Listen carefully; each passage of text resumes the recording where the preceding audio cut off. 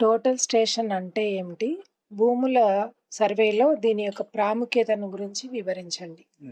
Total station అనేటువంటిది ఒక electronic పరికరం. ఇందులో 4 రకాలైనటువంటి ఎక్విప్మెంట్స్ మిళితం చేయబడి ఉంటుంది.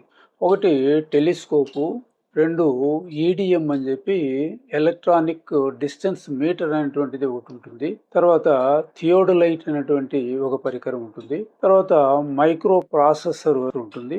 ఇవన్నీ కలపబడినటువంటి అత్యాధునికమైనటువంటి టెక్నాలజీ కలిగినటువంటి ఒక పరికరం. ఇది భూములను ఒక సబ్ సెంటీమీటర్ అంటే ఒక 4-5 మిల్లీమీటర్ల తేడాతో ఇది కొలవడం జరుగుతుంది. ఇదివరలో చేసినటువంటి సర్వే వచ్చేసి 100 సంవత్సరాల కిందట జరిగినటువంటి సర్వే. అందులో టేపులతోనూ తర్వాత చైన్లతోనూ క్రాస్ టాపులతోనూ కొలవబడినటువంటి సర్వే. అది మాన్యువల్ సర్వే.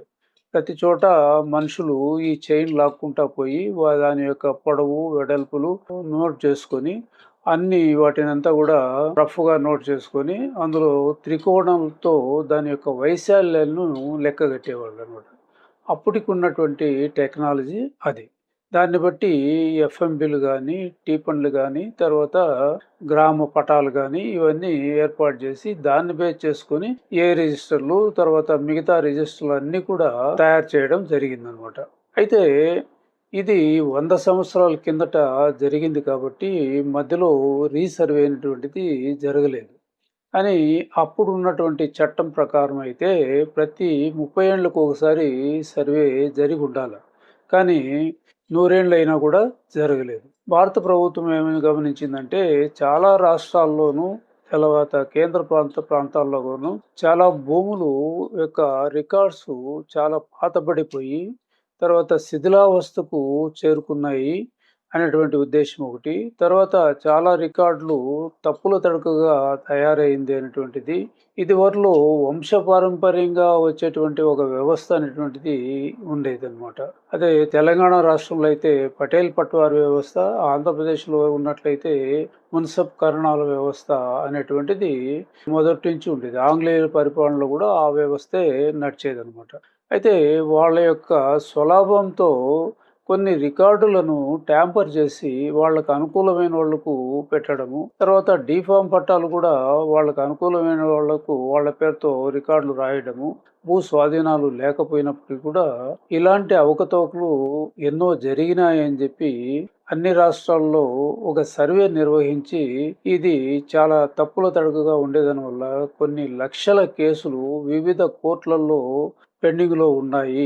ఈ కోర్టుల భారాన్ని తగ్గించాలా, తర్వాత రికార్డులన్నింటినీ కూడా అప్డేట్ చేయాలి అనేటువంటి ఉద్దేశంతో సెంట్రల్ గవర్నమెంట్ ఒక ప్రోగ్రామును చేపట్టింది అనమాట.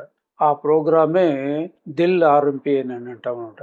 అంటే digital India land records modernization program అని అంటాం. ఈ ప్రోగ్రాం ప్రకారము అన్ని భూమి రికార్డులను ఆధునీకరించి కంప్యూటరైజ్ చేసి తర్వాత సరైనటువంటి కొలతలతో తీయాలా అనేటువంటి ఉద్దేశంతో ఇప్పుడు టెక్నాలజీ పెరిగిన దాని వల్ల అనేకమైనటువంటి సర్వే పరికరాలు అనేటివి రావడం జరిగింది. వాటిల్లో టోటల్ స్టేషన్ ఒకటి, తర్వాత జిఎన్ఎస్ఎస్ అని అంటే గ్లోబల్ నావిగేషన్ శాటిలైట్ సిస్టమ్ అనేటువంటిది ఒకటి, జిపిఎస్ అనేటువంటిది ఒకటి, డ్రోన్ సర్వే అనేటువంటిది, ఈడిఎం అని, థియోడలైట్ అనేటువంటిది, ఇలాంటి పరికరాలన్నీ కూడా తేవడం జరిగింది. అయితే ఈ టోటల్ స్టేషన్లో ఈ 4 కలపబడినటువంటి ఒక ఇంటిగ్రేటెడ్ వ్యవస్థ కలిగినటువంటి ఈ టోటల్ స్టేషన్ అనమాట. దీనివల్ల కొలతలు చాలా కరెక్ట్గా 1 మిల్లీమీటరు తేడా లేకుండా వస్తాయి. వస్తే ఒక 5 మిల్లీమీటర్లు 10 మిల్లీమీటర్లు తేడాతో రావడం జరుగుతుంది. అంతకంటే హెచ్చు తగ్గులు జరుగుతుంది. అదే పాత సర్వేలో ఉన్నట్లయితే 1 ఎకరాకు కనీసం లేదంటే ఒక కాలుకుంట అర్ధకుంట కూడా తేడా వచ్చేటువంటి అవకాశం ఉండేది. ఎందుకు ఆ విధంగా ఉందంటే వాళ్ళు ప్రతి భూకమతాన్ని చేత్తోనే చైన్ లాక్కుపోయి కొలిచేటువంటి ఇది అవసరం ఉండేది అనమాట.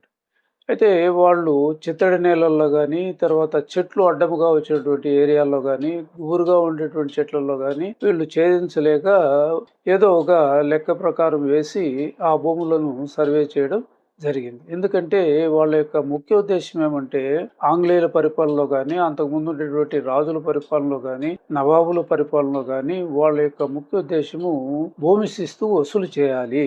ఒక తప్పు ఒప్పులు ఉన్నప్పటికీ వాళ్ళకు మెయిన్ ఆదాయము భూమి శిస్తు పైనే ఆధారపడేది. ఇప్పుడు మాదిరిగా ఆ టెక్నాలజీ అప్పుడు లేని దానివల్ల మెయిన్ ఆదాయం అటువంటిది అనమాట. దాని ప్రకారము ఈ రికార్డులన్నీ శిథిలావస్థకు ట్యాంపర్ అయిన దానివల్ల సెంట్రల్ గవర్నమెంట్ దిల్ ఆర్ఎంపీ అయినటువంటి ప్రోగ్రాం ద్వారా 100% ఈ యొక్క డబ్బులు ఖర్చు పెట్టి స్టేట్‌తో సంబంధం లేకుండా మొత్తం నిధులంతా కూడా కేంద్ర ప్రభుత్వమే భరించేటట్టుగా అన్ని రాష్ట్రాల్లోనూ మరియు కేంద్ర పాలిత ప్రాంతాల్లోనూ ఈ డిజిటల్ సర్వే అయినటువంటిది జరపడం మొదలుపెట్టింది. ఇందులో టోటల్ స్టేషన్‌ను మెయిన్‌గా తీసుకోవడం జరుగుతుంది. ఇందులో థియోడలైట్ అనేటువంటిది ఒక పరికరం ఉండేదాని వల్ల అదేం చేస్తుందంటే పొడవును, తర్వాత వెడల్పులు, నిలువు కొలతలను, అడ్డు కొలతలను ఇది కొలుస్తుందన్నమాట. మరియు లోతును, ఎత్తును కూడా కొలవడం జరుగుతుంది. ఇది దీనికి సహాయకారిగా ఏముంటుందంటే లేజర్ కిరణాలతో ఏర్పడినటువంటి ఈడిఎం అనేటువంటిది ఉంటుందంట. అంటే ఎలక్ట్రానిక్ డిస్టెన్స్ మీటర్ ఉంటుందన్నమాట.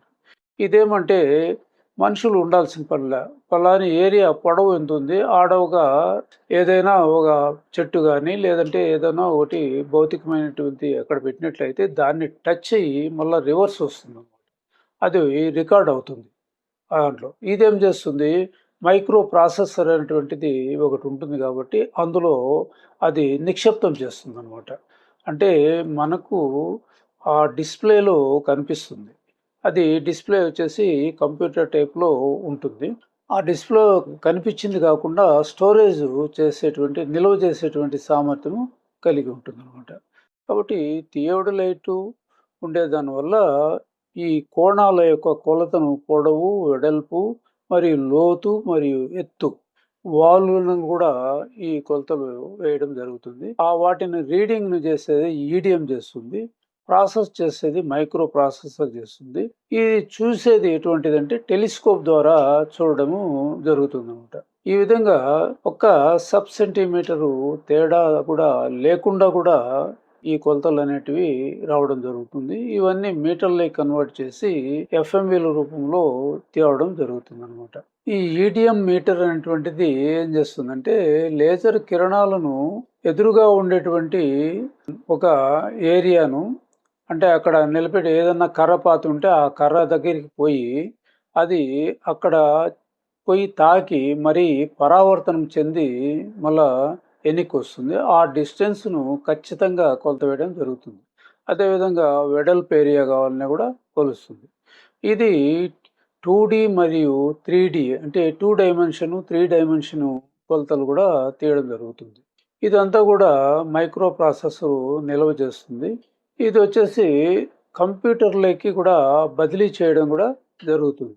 కంప్యూటర్లో ఈ ఆటో క్యాడ్ అనేటువంటి సాఫ్ట్వేర్ లేటెస్ట్ సాఫ్ట్వేర్ ఉండేదాని వల్ల మనకు కావలసినటువంటి అన్ని మ్యాప్లను ఖచ్చితమైన కొలతలతో ఇది 2D 3D మ్యాపులను ఇది తీయడం జరుగుతుంది. ఇది ఎక్కువగా భవన నిర్మాణ రంగంలోనూ వాడతారు. తర్వాత సివిల్ ఇంజనీరింగ్ డిపార్ట్మెంట్లో కూడా వాడతారు. ఇది రోడ్లు కానీ, తర్వాత వంతెల నిర్మాణంలో కానీ, సొరంగాలను కానీ, లేదా గనులను కానీ ఇలాంటి వాటిపైన ఇవి మనుషులు లేకుండానే ఈ కొలతలు ఖచ్చితమైనటువంటి కొలతలు తీయడం జరుగుతుంది అనమాట. వాటి యొక్క 3D కొలతలు కూడా వచ్చేదాని వల్ల చాలా అక్యురేట్గా ఈ బొమ్మలు అనేటువంటి రావడం జరుగుతుంది. ముఖ్యంగా మనకు సర్వేలో చాలా ఉపయోగకరంగా ఉంటుంది. ఇది 2016లో సెంట్రల్ గవర్నమెంటు ఈ ప్రవేశపెట్టిన ఈ దిల్ ఆర్ఎంపీ అనేటువంటి భాగంలో ఇది ఒకటనమాట. అయితే ఇది వచ్చిన తర్వాత ఈ పట్టాదారు పాస్బుక్లు కూడా ఆటోమేటిక్గా వస్తాయి. అందులో బ్లాక్ చైన్ టెక్నాలజీ కూడా వాడబడుతుంది. అది ట్యాంపర్ కాకుండా ఉంటుంది. తర్వాత రెండవది వచ్చేసి ఈ యూనిక్ నెంబరు ఇవ్వడం జరుగుతుంది. రైతుల భూములు చాలా అక్యురేట్గా కరెక్ట్గా కొలత రావడం జరుగుతుంది. అయితే చాలామంది రైతులకు పాత సర్వే నంబర్‌లో ఉండేటువంటి విస్తీర్ణానికి, ఇప్పుడు కొత్తగా వచ్చేటువంటి విస్తీర్ణానికి చాలా తేడాలున్నాయి. చాలా తప్పులున్నాయి అనేటువంటిది చెప్తున్నారు గానీ, వాస్తవంగా తీసుకున్నట్లయితే ఇప్పుడు వచ్చేటువంటి కొలతలే కరెక్ట్ అయినటువంటి కొలతలు. ఇంతకుముందు మాన్యువల్‌గా సర్వే చేసినటువంటి చైన్ ద్వారా గానీ, క్రాస్ స్టాక్ ద్వారా గానీ చేసినటువంటివి వాటిల్లో తప్పులుండేటువంటి అవకాశం ఉంది. ఇప్పుడు వచ్చేటువంటి సర్వేలో ఎలాంటి తప్పులు ఉండవనమాట. టోటల్ స్టేషన్ల యొక్క రేట్ వచ్చేసి 1,00,000 నుండి 6,80,000 వరకు ఖరీదు చేయబడినటువంటివి ఉన్నాయి కాబట్టి ఇందులో 2 రకాలైనటువంటివి ఉంటాయి. మాన్యువల్‌గా చేసేటువంటి టోటల్ స్టేషను, తర్వాత రోబోటిక్‌తో చేసేటువంటి స్టేషన్స్ ఉంటాయి. ఎక్కువగా తక్కువ విస్తీర్ణాలు కొలత వేసేదానికి ఈ మాన్యువల్ తీసుకోవచ్చు. అది 1,00,000 వరకు ఖర్చవుతుంది. ఈ సర్వేయర్లు, ప్రైవేట్ సర్వేయర్లంతా కూడా ఇటువంటి వాటిలతో కొలతలు తీసుకోవడం జరుగుతూ ఉంటుంది.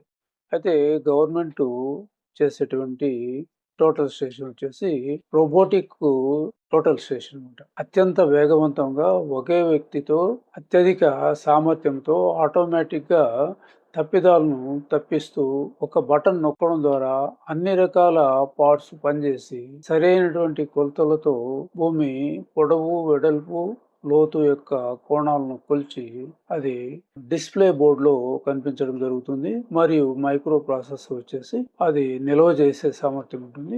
దీన్ని ఏం చేస్తారంటే దాన్ని ప్రింట్ తీయాలంటే 2D, 3D రూపాల్లో చిత్రాలను తీయాలంటే కంప్యూటర్లోకి ట్రాన్స్ఫర్ చేసి ఆ కంప్యూటర్లో కూడా లేటెస్ట్ టెక్నాలజీ ఆటో క్యాడ్ అనేటువంటి ఒక సిస్టమ్ ద్వారా మంచి చిత్రాలు రావడం జరుగుతుంది. అందులోనే ఆ వైశాల్యం కానీ, ఘనపరిమాణం కానీ అన్నిటిని కూడా చేసి మంచి చిత్రాలను ఇవ్వడం జరుగుతుంది. కాబట్టి రైతులు కూడా దీని గురించి కలవరపడాల్సిన పని లేదు. చాలామంది రైతులు ఏమంటే ఈ సర్వేలు తప్పులు తడుగ్గా ఉన్నాయి, ఈ సర్వేది పాతదే బాగుంది అని అంటారు. పాతది వచ్చేసి కొన్ని తప్పులు అనేటివి మాన్యువల్ కాబట్టి జరుగుతూ ఉంటాయి అన్నమాట. Thank you very much.